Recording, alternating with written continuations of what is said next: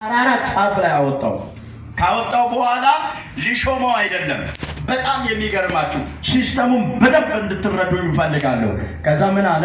የዓለምን መንግስታትን ክብራቸው በአንድ ጊዜ ስልጣናቸውን በቅጽበት ምን አደረገው ይላል? አሳየው ይላል። ማንን? ሰይጣን። ለካስ ማሳየት ይችላል።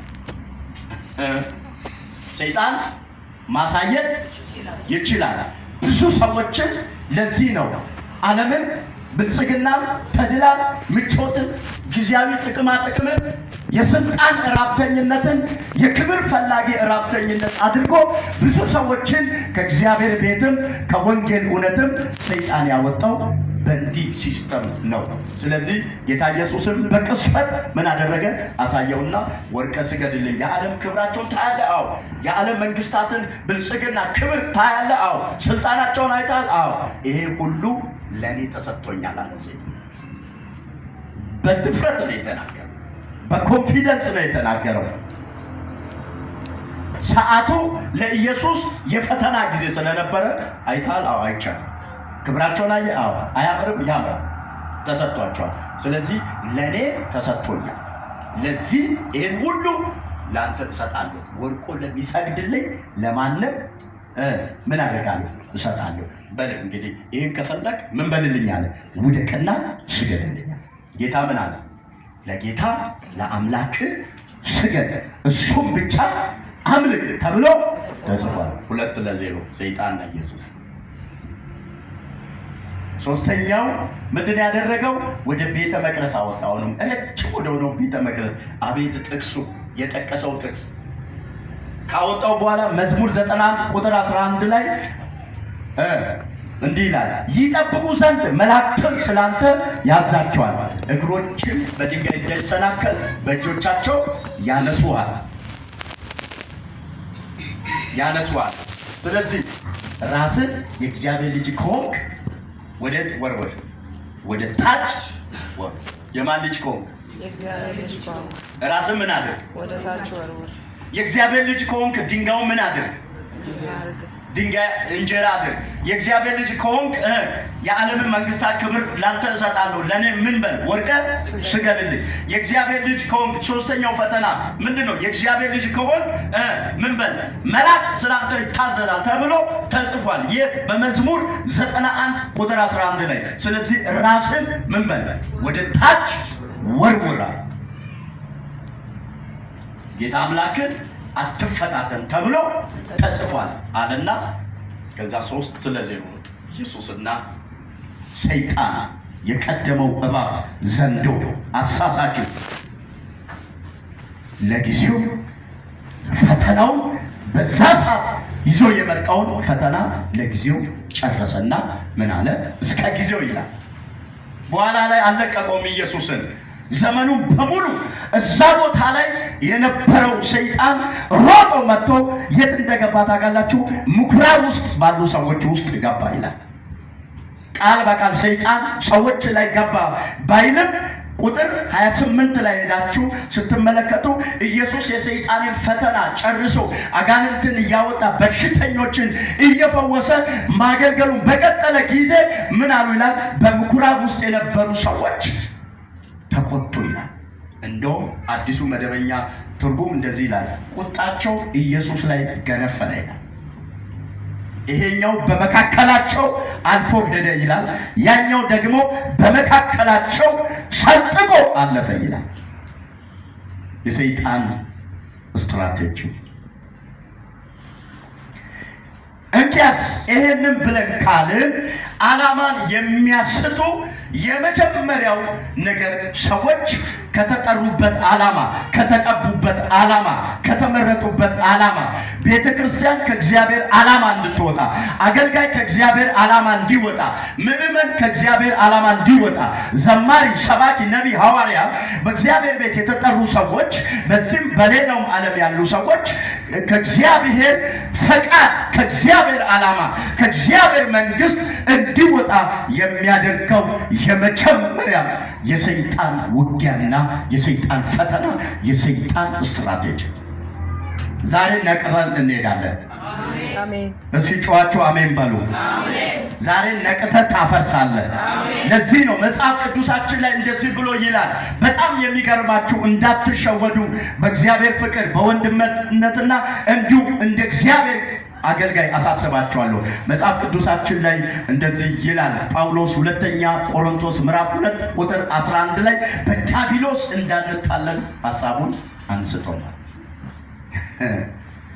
ብዙ ሰዎች የውድቀታቸው የመጀመሪያ ደረጃ ምንድነው ብላችሁ ስትመለከቱ ስጋ የሰይጣንን ድምፅ እየሰማ ዛሬ ምድሪቱን ቅዱሳንን ሃይማኖት ቤትን ቤተክርስቲያንን የሚበጠብጥ የሰው ስጋዊነትና የሰይጣን ስትራቴጂ ነው። ይህንን እንዳትዘነጉ። አንድ የእግዚአብሔር ሰው እንዲህ ብሏል፣ ስጋ ገገማ ነው። ስለዚህ ስጋ ሹፌር ነው፣ ስጋ ሞተር ነው፣ ሰይጣን ሹፌር ነው አለ። ምን አልኩኝ? ከኔ ጋር ናችሁ ወይስ ሌላ ቦታ ሄዳችኋል? ጌታ ይባርካችሁ። አንተ ብቻ ብላ ሌላ ሰው አላለ። ከኔ ጋር ናችሁ? ሁሉም ሰው እዚህ ነው። ምሳ ሰዓት ገና ነው። አይዞህ ዘና ብለህ ትበላለህ። ኢየሱስ ጌታ ነው። ስጋ ምንድነው? ሞተር ነው። በል ይላል አይደል? የሆነ እንትን ያነቃቃል፣ እንቅስቃሴ ይሰጣል። እኔ ከማን አንሼ እኔ እኮ ማለት ምናምን ይላል ስጋ። ሰይጣን ደግሞ ሹፌር ነው። ከኋላ ምን ያደርጋል? ይነዳል። በለው አንተ እኮ አታንስም ይላል። አንተ እኮ የእንትና ልጅ ነህ፣ የኤቴሌ ዘር ነህ፣ የተማርክ ነህ፣ በጣም ታምራለህ፣ ጡንቻ አለ እኮ ከማን ታንሳለህ በለው ይላል። ስለዚህ ስጋና ሰይጣን ሁለቱ ተደራጅቶ የሰውን ሕይወት ምን ያደርጋል? ይበጠብጥና ከእግዚአብሔር ዓላማ ምን ያደርጋል? ያወጣል። ዛሬ እኔ ነቅቻለሁ፣ ከዓላማ አልወጣም በሉ። እንደገና ጮኻችሁ በሉ። አፋችሁን ክፈቱ። ስብሰባ ቦታ ላይ ሰው ይጮሃል፣ የተለያየ ቦታ ላይ ይጮሃል። 12 ሰዓት ላይ ሄዶ ዩቤን በር ተገትሮ ወረፋ ይጠብቃል። ቸርች ሲመጣ ግን ይፈዛል። የሚያፈዝ መንፈስ ይመጣ። ጮኻችሁ አሜን በሉ። 3 ሰዓት የተቀጠረ እኮ ዩሬን 12 ሰዓት ላይ ሄዶ ትገጠራለህ። ቸርች ሲመጣ ግን ይደነዝዛል። የተመታ ይሆን እሱ የተመታ ይሆን። ቤተክርስቲያን ውስጥ አምጥቶ የሚያደነዝዝ መንፈስ ከኔና ከእናንተ ላይ የተመታ ይሆን። አሜን። ይመታ። አሜን። የመጀመሪያው ሰውን ከእግዚአብሔር ዓላማ የሚያወጣ ነገር ምንድነው ካልክ የሰይጣን ውጊያና ስትራቴጂ ነው። ለዚህ ነው ጳውሎስ በዲያብሎስ እንዳንታለል ምን አናደርግም? አትሳቱ እህቴ፣ አትሳቱ ወንድሜ፣ ስትራቴጂውን አትሳቱ። አንዳንድ ጊዜ ሰዎችን አስነስቶ ሰይጣን ሲያሳድዳችሁ እኛ ሰዎች ላይ ብቻ አይናችንን እንጨክላለን፣ ግን ከጀርባ ያለው ማን ነው? ሰይጣን ነው። ለዚህ ነው ወንድም ላይ እህት ላይ ቂም ይዞ እሱ እንዲያርጎኝ እነሱ እንዲያርጎኝ እያለ ሰው እድሜ ልኩን የሚዘፍነው። ለዚህ ነው ግን ሰውየው ሳይሆን ከጀርባው እየሾፈረ እየነዳ ያለ ምን አለ? አንድ ኃይል አለ። እሱ ሰይጣን ስትራቴጂ ይባላል። ዛሬ ታፈርሳለህ። አሜን። ከነገርሽ ላይ ይፈርሳል። አሜን። ከትዳራችሁ ላይ ይፈርሳል። አሜን። ከኬዛችሁ ላይ ይፈርሳል። ከልጆቻችሁ ላይ ይፈርሳል። ከአገልግሎታችሁ ላይ ይፈርሳል። ሰዎቹ ሳይሆን ከሰዎች ጀርባ ሆኖ እያሳደደ ያለ መንፈስ ይመታል። እስቲ ጮኻችሁ ይመታል በሉ። ይመታል። አንዳንዴ በር ይዘጋል። አንዳንዴ ትዳር ውስጥ ጦርነት ይፈጥራል። አንዳንድ ጊዜ ደግሞ ምን ያደርጋል? ሰዎች ወደ ክብር ወደ ነገራቸው ወደ አገልግሎት ይሁን ወደ ጋብቻ ይሁን ሰንጥቆ እንዳይገባ ሰዎችን እየተጠቀመ ነገሮቻቸውን እያበላሸ ያደርጋል። ስትራቴጂው በጣም ቀላል አይደለም። አንፈራውም፣ ግን እንደ ቀላል የሚታይ አይደለም። ሁለተኛ ቆሮንቶስ 11 ላይ እንደዚህ ይላል፣ ቁጥር 3 ላይ እንደዚህ ይላል። ነገር ግን ይላል ጳውሎስ አሁንም ለቆሮንቶስ ሰዎች እንደዚህ ብሎ ነገር ግን አለ ሔዋንን በተንኮሉ እባብ እንዳሳታት ሐሳባችሁ ተበላሽቶ ለክርስቶስ ከሚሆን ቅንነትና ንጽሕና እንዳትጎድሉ እፈራለሁ እባካችሁን ይላቸዋል። ከኔ ጋር ናቸው። ምን አለ ጳውሎስ? እባካችሁ ማንን ምን እንዳሳተ? ሔዋንን በተንኮሉ ምን እንዳሳተ? ሰይጣን ወይ እባብ እንዳሳተ የእናንተም ሐሳብ ተበላሽቶ እሜጃችሁ ተበላሽቶ ሞራላችሁ ወድቆ አመለካከታችሁ የወደቀ ሆኖ ከክርስቶስ ቅንነትና ንጽሕና ከእግዚአብሔር መንግሥት እንዳትጎድሉ እፈራለሁ። እንደውም እንዲህ አለ፣ እኔ እኮ ለአንድ ወንድ አንድ ሴት ድንግል እንደምትታጭ እኔ ለክርስቶስ ለዳግም ምጽአት እናንተ ምን ያደርጋሉ አጭቻለሁ ይላል። ከ1 እስከ 2 ስታነቡ ማለት ነው። ሁለተኛ ቆሮንቶስ ምዕራፍ 11 ከቁጥር 1 እስከ 3 ያለው ነው ማወራው። አንድ ወንድና ሴት እንደሚታጫት እናንተን እኔ ለዛ ያዘጋጀው ነው የምኮተኩተው። በቀንም በሌሊትም በብርድ በራብ በጥማት ወደ እናንተ እየሮጥኩ የማስተምረው አለው። ለአንድ ወንድ የተዘጋጀች ሙሽራ ራሷን ሽሙንሙን አርጋ ሽቅርቅር አርጋ እንደምትጠብቅ ባሌ ሙሽራዬ ይመጣል ብላ እንደምትዘጋጅ ሁሉ እናንተን ለእግዚአብሔር መንግስት ምን ለማድረግ ነው? ለማዘጋጀት ነውና ምን በሉ አለ፣ ሐሳባችሁ እንዳይበላሽ እባካችሁ አለ፣ ንጽህናችሁ እንዳይወድቅ እባካችሁ እባካችሁ። ሐዋርያቶች አባቶች በሚት ያመጡት እባካችሁን እያሉ እኛንና ክርስቶስን ተመልከቱ እያሉ መከራችን ስደታችን እናንተን ለእግዚአብሔር መንግስት ለማዘጋጀት ነው እባካችን እያሉ ምን አሉ? እባካችሁን እያሉ ይናገራል። ዛሬም የጌታ መንፈስ እባካችሁ ይላችኋል። ወንድሜ እባክህን ይልሃል፣ እህቴ እባክሽን ይልሃል። ምድሪቱ ቅዱሳን የእግዚአብሔር ሰዎች ምን ጸልይ ድነናል፣ እኛ ከዓለም ተለይተናል የምንል የእግዚአብሔር ቤተሰቦች የከበራችሁ ስሙ።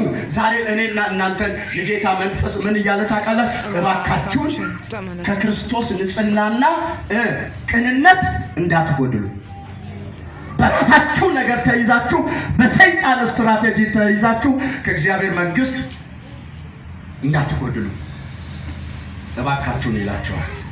ስለዚህ ዓላማን የሚያስት የመጀመሪያ የሰይጣን ውጊያ የሰይጣን ስትራቴጂ። ሁለተኛው ዓላማ የሚያስት ምንድነው? ስልጣንና ክብር ፍለጋ። ኢየሱስ ጋር ይዞ የመጣው ምንድነው? ሰይጣን ስልጣንና ክብር። ምንና ምን? ስልጣንና ተናገሩ። አሳጥራለሁ፣ ብዙ ሰዓት አልወስድም። እስቲ ስልጣንና ክብር በሉ። ስልጣንና ክብር አደገኛ ነገር ነው። እንደ ቀላል የሚታይ ነገር አይደለም። አያችሁ፣ ኢየሱስ የመጣው በምድር ላይ ጠቅላይ ሚኒስትር ሊሆን አይደለም።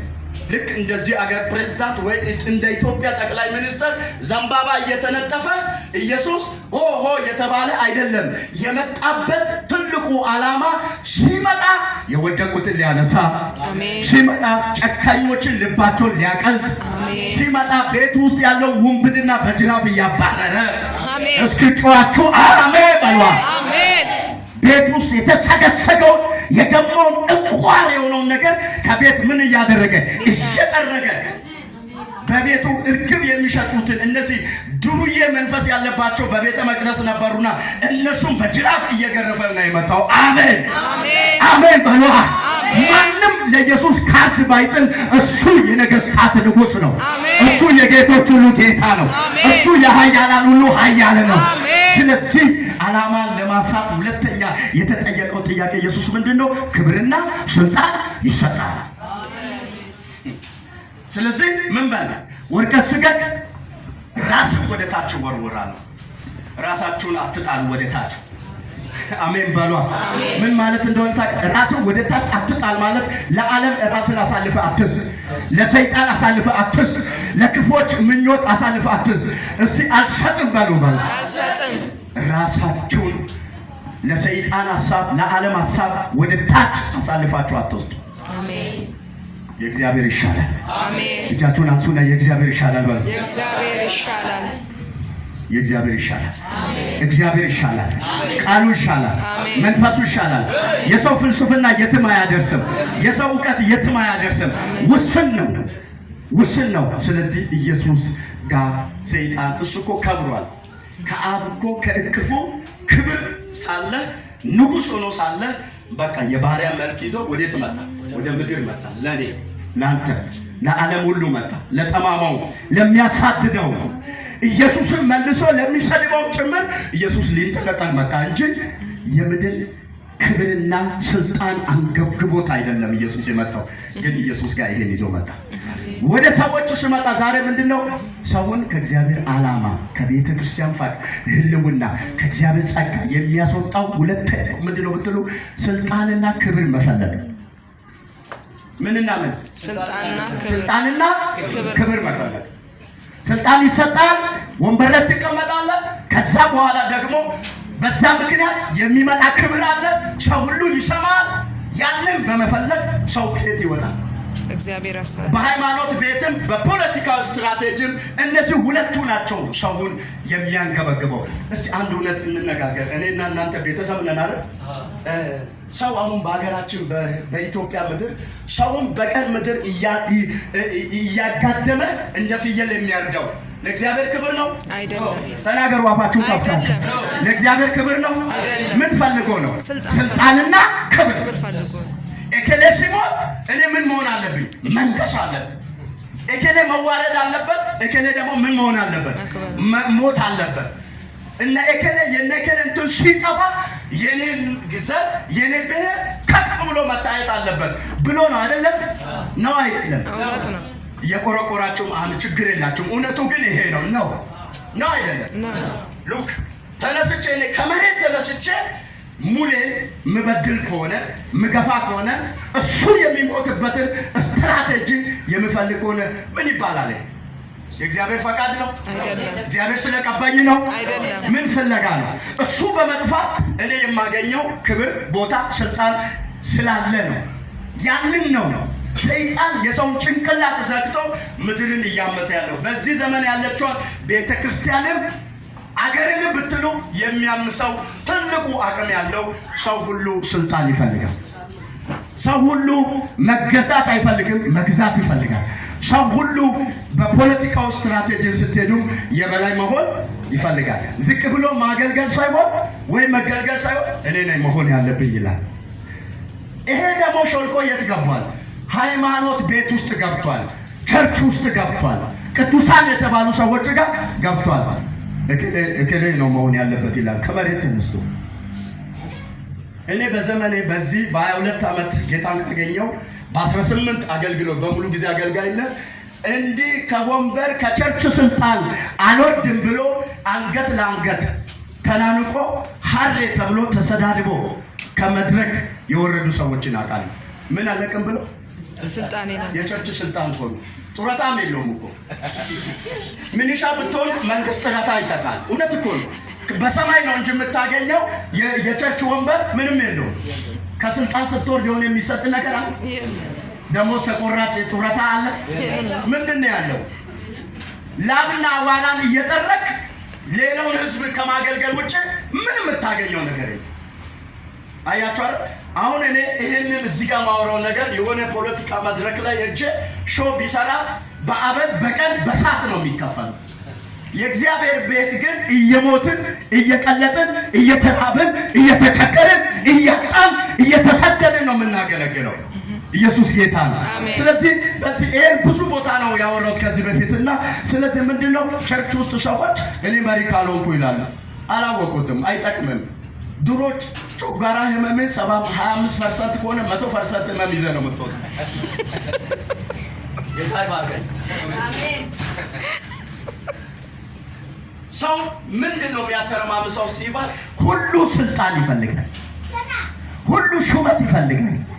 የተመታ ይሁን፣ አሜን። የተመታ ይሁን። እግዚአብሔር እናንተን ሁሉን ሹመት በሹመት ያርጋችሁ። እኔ ምን ቸገረኝ? ከፈለግ ግን ከዓላማ ለመውጣት የሚያስወጣ ትልቁ ነገር ምንድነው? ሁለተኛው ስልጣንና ክብር መፈለግ። በስልጣን ምክንያት ምን ይመጣል? ክብር። ቢያንስ የሆነ ደቀ መዝሙር የሚማር ሙሌ ፓስተር ሙሌ ብሎ ሳግዶ ሰላም ይላል። ቢያንስ በከና ኮይሰተኝ የተመታ ይሁን፣ የተመታ ይሁን። እኔ በጣም ነው በእውነት በዘመኔ በጣም ማለቅስበትና ወዮ እግዚአብሔር ድኜ ብቻ ብኖር ያልኩበት ዘመን የቸርች ስልጣን ቸርች ውስጥ ያለ ነገር ነው። በዘመኔ ማለት እውነቴን ነው ማለት ቢያንስ አንተ የሆነ እንትን መስሪያ ቤት እንትን ብትል ቢያንስ ንጹህ ሃይላንድ ውሃ እየጠጣ ነፋሻማ ቦታ ሄደ እንትን ትላለህ።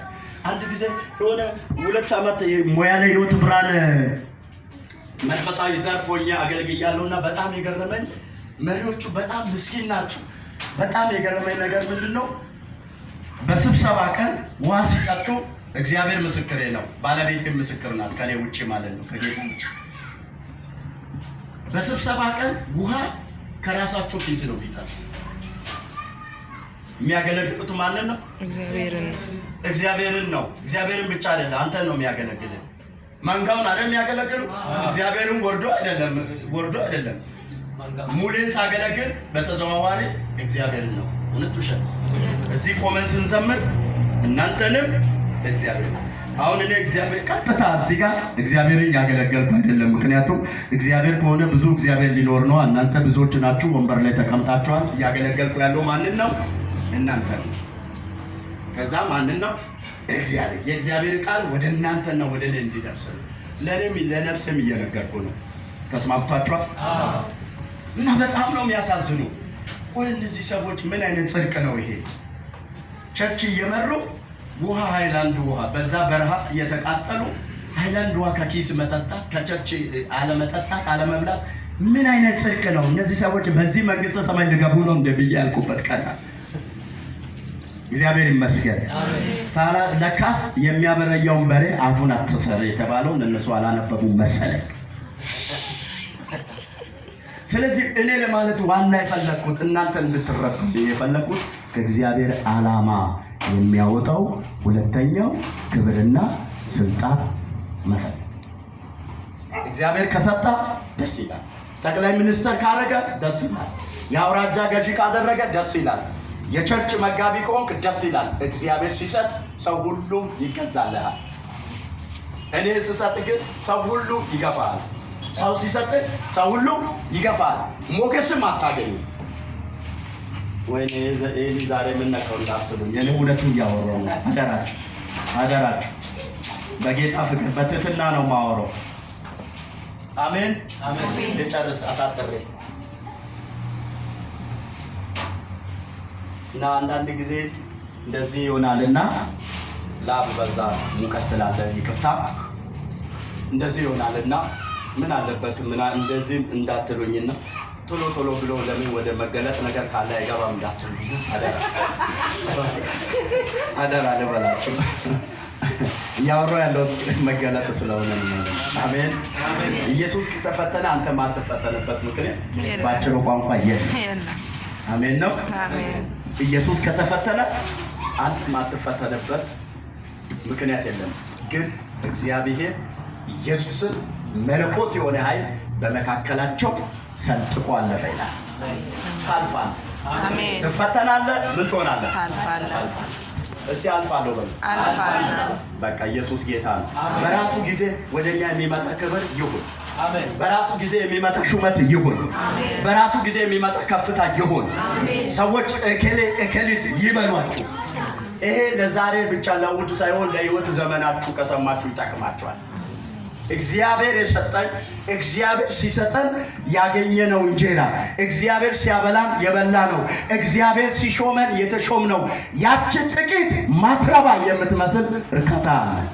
አሜን በሏ። ዝም ብሎ በስልጣን ምክንያት እኮ አግበስብሶ በጉቦ ምናምን ከርሳቸውን የሞሉ የወፈሩ ሰዎች እኮ ማታ በሰላም አይተኙም። አልጋ ላይ እየቃዡ ነው የሚያድሩት። አንተ ተኩሰ በቃ አየሩን ጸዳ አድርገህ ከተኛ ጠዋት ነው የምትነሳው። ለጸሎት ካልሆነ በስተቀር ሌሊት አትረበሽም። አሜን። እስቲ ሰላም አለኛ ጋር በለው። ሰላም አለኛ ጋር ያቆረፈኝ ነው መሰለኝ። እስቲ ሰላም አለ። አይ አላቆረፋችሁም። እስቲ ሰላም አለኝ በለው። ደስታ አለኝ በለው። እረፍት አለኝ በለው። ዛሬ በለው። በሰይጣን አልታለልም። ሰይጣን አያችሁ እንደዛ ነው የሚያዘፍጥረ 3 ላይ መጥቶ ቁጥር 2 ላይ ምን አለ? 3 ላይ አውቆ ነው እግዚአብሔር ይሄንን ከበላችሁ አለ አይደል? እንደ እግዚአብሔር አዋቂ ስለምትሆኑ እግዚአብሔር በእናንተ ቀንቶ ነው አለ ለሔዋን። ይሄን ጠቅሶ ነው ጳውሎስ ሔዋንን በተንኮሉ እባብ ምን እንዳደረገ አትሳች። ባልሽ በሌለበት ቦታ ወደ ቤት መጥቶ ሹክ ብሎ የተናገረውን ድምፅ ሰምተሽ አትሳት። ሚስት በሌለችበት ቦታ ስራ ቦታ ላይ መጥቶ አንተ እስከ መቼ ነው ከሷ ጋር የምትኖረው ብሎ ሰይጣን ስለሰበከ አትሳት፣ አትሸወድ። ሰይጣን የኔ ባለቤት እኮ እንደዚህ ናት ምናምን ብሎ ሲያመጣ አትሳት። ሔዋንን ጋባሴራ ሰይጣን እኮ እንዲህ ነው ብሎ አይምሯችሁ ላይ ክፉ ሐሳብ ሲያመጣ ይሄ ከእግዚአብሔር አይደለም በል አትሳት። እስቲ አልስትም በሉ። አልስትም በሉ። አንተ የምትተኛ ንቃ፣ ከሙታንም ክርስቶስ እሱ ያበራልሻል። አሜን በሉ። ለዚህ ነው ጴጥሮስ ላይ ጸንታችሁ በእምነት ተቃወሙ አለ። ጴጥሮስ ደግሞ 5:8 ጸንታችሁ ወዲያም ወድም ይመላለሳል። ክፍተት ካገኘ ምን ሊያደርግ ይገባል። በር ከከፈትሽ ምን ይሆናል? ይገባል። ለዚህ ምን ይሆናል? ይመላለሳል። ይሄዳል፣ ይመለሳል። መጽሐፉ ነው የሚለው ይመላለሳል። እንደሚያገሳ አንበሳ የሚውጣው ፈልጎ ይመላለሳል። ስለዚህ ክፍት ካረግሽ እኔ ጋብዛለች ብሎ ሰተት ብሎ ነው የሚገባው። ቶሎ ብለን ነቅተን መቃወም አለብን። ጌታ ይርዳል። ጌታ ይርዳል። ሶስተኛ ዓላማ የሚያስቱ ጊዜያዊ ችግር ከእራብ ጀምሮ ወዘተ። ኢየሱስ ምን ብሏል? ተርቦ። ስለዚህ እራቡ ሰይጣን ተጠቀመ ያንን ጎን። የኢየሱስ በስጋ ነው ያለው። ፍጹም ሰው ፍጹም አምላክ ነው። በሳቱ የነበረው በምንድን ነው? በስጋ ነው። ተርቧል፣ መብላት አለበት። ስለዚህ ምንድነው? እራብ ከእግዚአብሔር ዓላማ ያወጣል። አያወጣም? ያወጣል። እስቲ በአንድም በሌላ የምሳ ሰዓትም አሳልፋችሁ በክርስትና ምክንያትም ተሰዳችሁ እስቲ ተርባችሁ የምታውቁ እራብ የምታውቁ እኔ አንደኛ ይኸዋለሁ። እኔ ተርባችሁ የምታውቁ ሰዎች እራብ እንዴት እንደሚያንገበገብ ጌታ ይባርካችሁ። ተርቦ የሚያውቅ ሰው የለም። ለካ ብዙ ሰው ከቤተ መንግስት ነው ፈሳስ ብሎ እዚህ የመጣው። የሚገርም እኮ ነው። አንዳንድ ሰው እንዲህ ሊል ይችላል፣ የራስን ራብ ይዘህ ወደዛ ሂድ። ግን እንደዛ አይደለም። ትዝ ይለኛል የሆነ ጊዜ እኔ ለወንጌል ከቤተሰብ ተሰድጄ ከወጣሁ በኋላ 3 ቀን ምግብ ሳልበላ ጓደኛዬ አብረን አንድ አልጋ ላይ እያደረ እሱ 2 ሰዓት ቁርስ ካሳለፈ ይታመማል። በእግዚአብሔር ፊት ስንት ሰዓት? 2 ሰዓት። ቁርስ የሚበላው ምርጥ ሰዓት ስንት ሰዓት ነው? 2 ሰዓት። በአንድም በሌላም እየተሸወደ ነው እንጂ 5 ላይ የሚበላው 2 ሰዓት ነው ድሮ ህግጋቱ። እና አንተ ለ3 ቀን እንትን ጮጋራይ በጣም ይፈጫል። ኦኬ ነው። መዝሙር ይመጣል፣ ትንቢት ይመጣል፣ መገለጥ ይመጣል፣ አምልኮ ተው። ግን ስንት ቀን ጾም? 3 ቀን። ሳትወድ አንዳንድ ጊዜ የምትጾምበት ጊዜ አለ። ይሄ መቼስ ለእናንተ አይነገርም። ውጭ ሀገር እየኖራችሁ እንዴት እንደዚህ ቢያንስ እኮ ጋሌ አለ። እውነታውን ነው የማወራው። ልጁ ከሰዓት ወይ ማታ እኔ ተኝቼ እያለ መጥቶ ሆዴ ቆረጥ። ጠዋት እኮ 3 ሰዓት ቁርስ አሳልፌ በልቼ ምን ሆንኩኝ? ሆዴ ቆረጥ። ከባድ መቼስ ተርባችሁ ማታቁ እግዚአብሔር ራብ ያምጣ አልልም። ይሄ እርግማን። እጋባችሁ ይቀጥል አልልም። ይሄ እርግማን ነው። አልራገም። እንኳን ደስ አላችሁ ተርባችሁ ማታቁ። ግን ድንገት ቁርስ ሰዓት ሲያልፍ ቁርጠት ሲይዛችሁ ወይኔ እንደዚህ አልነበርኩም ተበላሸው እንዳትሉ በጊዜ ብሉ። እንግዲህ ተርባችሁ ማታቁ ሰዎች በጊዜ ብሉ። ምክንያቱም ታምር በኋላ ችግር ውስጥ ከምትገባ መሪዎችን ደውላችሁ ጸልዩ፣ ቁርስ ሳልበላ አርፍጄ እንደዚህ ቁርጠት ያዘኝ እንዳትሉ በጊዜ ብሉ። ራብ አይጣፋችሁ ይቀጥል። ተጋባችሁ ማለት ነው። ኢየሱስ ጌታ ነው። ሰይጣን ሌባ ነው። ጌታ ይባረክ።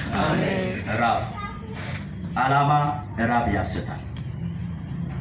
አጠር አድርጌ 2 ሰው ልናገር። ምሳሌ አንዱ አብርሃም ከሀገሬ ከዘመዶች ከአባቴ ቤት ተለይተህ እኔ ወደ ማሳይ ምድር ውጣ፣ እባርካለሁ፣ ታላቅ ሕዝብ አደርጋለሁ። ልክ አብርሃም ሲወጣ መጀመሪያ የገጠመው ቻሌንጅ ምንድን ነው? ራብ ነው።